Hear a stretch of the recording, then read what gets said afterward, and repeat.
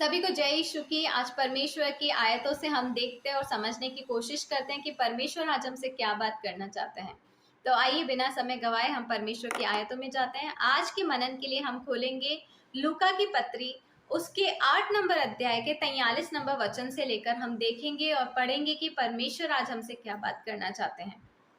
8 के 43 में लिखा है कि एक स्त्री ने जिसको 12 वर्ष से लहू बहाने का रोग था, जो अपनी सारी जीविका वैद्यों के पीछे व्यय कर चुकी थी, तो भी किसी के हाथ से चंगी न हो सकी थी, पीछे से आकर उसके वस्त्र के आंचल को छुआ और तुरंत उसका लहू बहना बंद हो गया।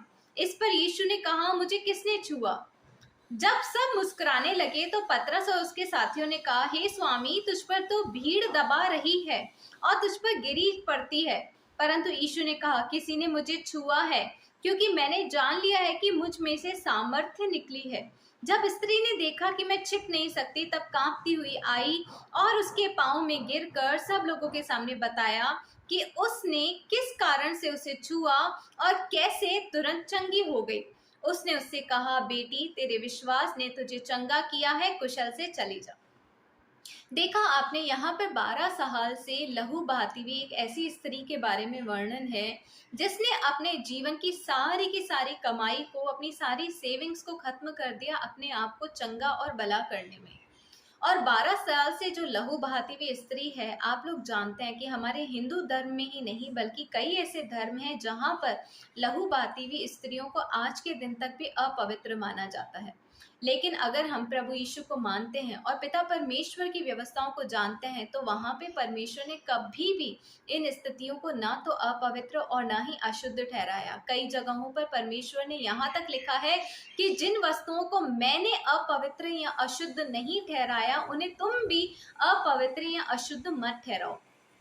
लेकिन फिर भी आज जिस समाज में हम रहते हैं, आज भी कई स्त्रियों को उन मासिक धर्म के दिनों में अशुद्ध माना जाता है। ठीक इसी प्रकार से इस स्त्री के बारे में जिसके बारे में हम पढ़ रहे हैं, इसको सब अशुद्ध जानते थे। इस स्त्री ने अपनी इस व्यथा से, अपनी इस पीड़ा, इस बीमारी से अपने आप को ठीक करने के लिए 12 साल से काफी यत्न किया। इस 12 साल से लहू बहाती हुई स्त्री के विषय में अगर उस भीड़ को पता होता तो वो लोग यीशु मसीह के पास में शायद उसको आने भी नहीं देते, क्योंकि जैसा कि हम जानते हैं कि कुछ चीजों को हम लोगों ने, हम समाज ने अशुद्ध ठहराया है। लेकिन परमेश्वर के सामने याद रखें मेरे प्रियो, कोई भी चीज अशुद्ध नहीं है।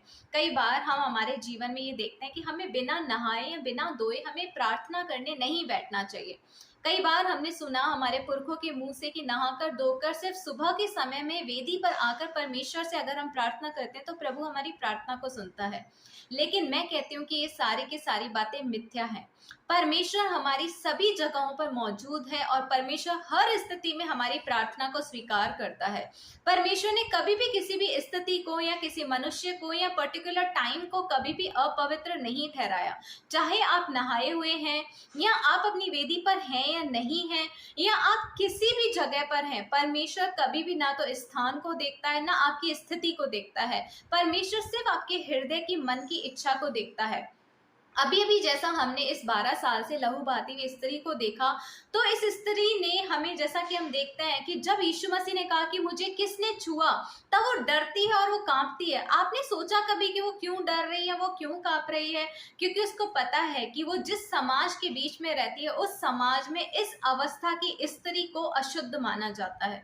और अगर वो स्त्री अपने आप को प्रकट कर देती कि मेरे शरीर से लहू बह रहा है कंटिन्यू 12 साल से, तो कई लोग उसको यीशु मसीह के उस डेरे में आने से भी रोक लेते। लेकिन उस स्त्री ने अपनी सच्चाई को भले छुपाया, लेकिन अपने सच्चे मन को नहीं छुपा पाई।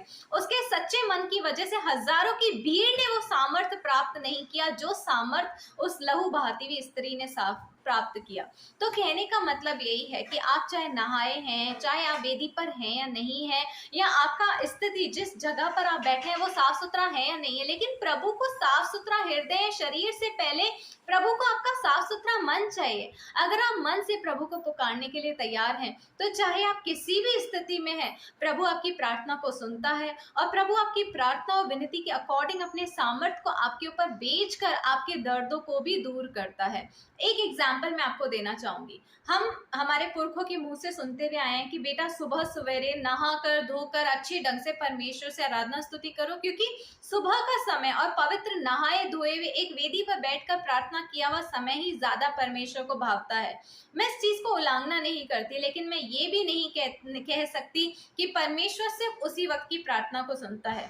फॉर एग्जाम्पल, अगर आपका कोई ऐसा व्यक्ति या कोई जन, मैं नहीं चाहती कि प्रभु किसी के साथ ऐसा करे, पर अगर कोई आपका जन है जो हॉस्पिटलाइज्ड है और आप हॉस्पिटल में उसकी सेवा कर रहे हैं और कई दिनों तक लगातार आपको उनके साथ रहना पड़ रहा है, तो सीधी सी बात है, ना तो आप सही ढंग से नहा पाते हैं और ना ही आप अपनी वेदी को लेकर आ सकते हैं। और हॉस्पिटल जैसा माहौल इतना ज्यादा पवित्र भी नहीं होता है, साफ सुथरा भी नहीं होता है। तो क्या आप वहां से प्रार्थना नहीं करते हैं? तो क्या आपको ऐसा लगता है कि अगर आप हॉस्पिटल से प्रार्थना करेंगे तो परमेश्वर आपकी प्रार्थना को नहीं सुनेगा, क्योंकि वो माहौल ऐसा है ही नहीं जहाँ पे परमेश्वर आपकी प्रार्थना को सुन सके? अगर आप ऐसा सोचते हैं तो आप गलत हैं, क्योंकि परमेश्वर सिर्फ सच्चे दिल से की गई पुकार को सुनता है। परमेश्वर कभी आपके नहाने को नहीं देखता, परमेश्वर कभी आपकी स्थिति को नहीं देखता, प्रभु कभी भी आपके आसपास के माहौल को नहीं देखता, प्रभु सिर्फ आपको देखता है। हजारों लोग परमेश्वर को मंदिर में, मस्जिदों में, गिरजाघरों में, हर जगह पुकार रहे हैं, लेकिन परमेश्वर चमत्कार सिर्फ वहीं करते हैं जहां प्रभु का सही जन उसको सही तरीके से और दिल से पुकारने को तैयार होता है। तो आज इस 12 साल से लहू बहाती हुई स्त्री के विषय से मैं आज आपको समझाना चाहती हूँ और यही कहना चाहती हूँ कि परमेश्वर के सामने कोई भी अशुद्ध नहीं है। परमेश्वर अपना सामर्थ्य किसी के ऊपर भी प्रकट कर सकता है। उस सामर्थ्य को खींचने की ताकत आपके अंदर होनी चाहिए। उस सामर्थ्य को, प्रभु को आपके ऊपर प्रकट करना पड़े, इस तरीके से प्रभु को मनाना आपको आना चाहिए। तो मेरे प्रियो, परमेश्वर को मनाना सीखें। लोगों की मिथ्या धारणाओं या मिथ्या बातों की तरफ आप अपने कानों को ना लगाएं। सिर्फ इस चीज पर फोकस करें कि मेरा प्रभु किस तरीके से मान सकता है और प्रभु को अगर मैं पुकारूं तो मेरा प्रभु मुझे कैसे जवाब दे सकता है। अगर आपके अंदर ताकत है प्रभु को मनाने की, अगर आपके अंदर ताकत है हर विषम स्थिति में परमेश्वर के सामने घुटने टेककर प्रार्थना करने की, बिना लोगों की बातों को सुने हुए पवित्र आत्मा की बातें सुनने की और परमेश्वर की आज्ञाओं को मानने की अगर आपके अंदर ताकत है, तो यकीन मानिए प्रभु के सामर्थ को आज आप प्राप्त करेंगे और प्रभु के अद्भुत चमत्कार को आप भी जरूर देखेंगे। मैं विश्वास करती हूँ इस वचन के द्वारा परमेश्वर ने आपके अंदर एक नई ताकत, एक नई ऊर्जा भरी होगी। हम जल्दी एक बार फिर मिलेंगे, तब तक सभी को जय यीशु की।